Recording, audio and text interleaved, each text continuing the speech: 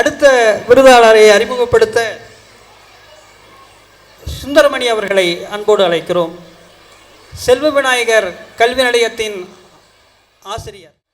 நிறைந்த அவைக்கு தலைதாழ்ந்த பணிவான வணக்கம். இந்த முப்பெரும் விழாவில் சமூக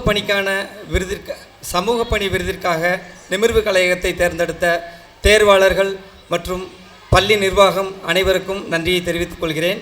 எனக்கு பேசுவதற்கு வாய்ப்பளித்த திரு தங்கராசு ஐயாவிற்கும் இந்த நேரத்தில் நன்றியை தெரிவித்துக் கொள்கிறேன். தமிழகத்தில் பல்வேறு பறைக்குழுக்கள் இருந்தாலும் நிமிர்வு கலையகம் எல்லாவற்றையும் விட தனித்துவம் வாய்ந்தது என்பது உங்கள் அனைவருக்கும் தெரியும்.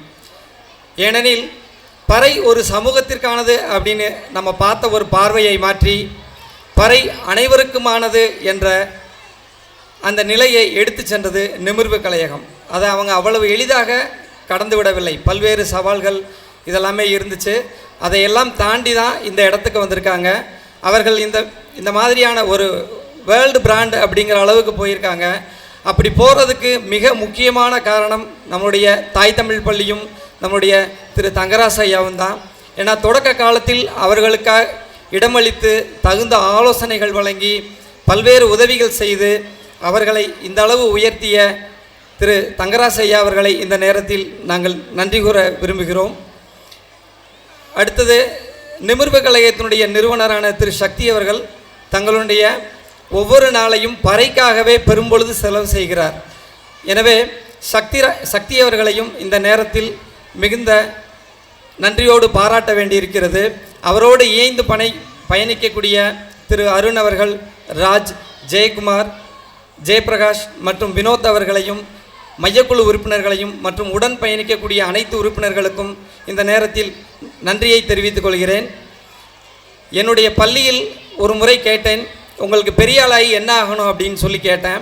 அப்போ ஒரு பையன் சொன்னான், சக்தி அண்ணா மாதிரி நானும் ஒரு டீம் உருவாக்கி சக்தி அண்ணா மாதிரி உலகம் முழுவதும் பெயர் வாங்கணும் அப்படின்னு சொல்லி சொன்னான். இதுதான் அவருக்கு கிடைத்த வெற்றி. ஏன்னா இன்றைய தலைமுறை நீ என்ன வாங்கணும்னா ஒரு சினிமா நடிகர் மாதிரி அவங்கள ரோல் மாடலாக சொல்லுவாங்க.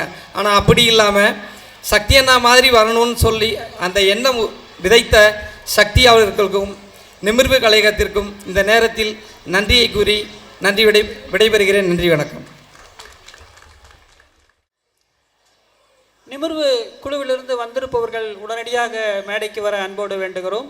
அவருக்கு செந்தில்நாதன் ஐயா அவர்கள் நினைவு பரிசை விருதை வழங்குகிறார்கள்.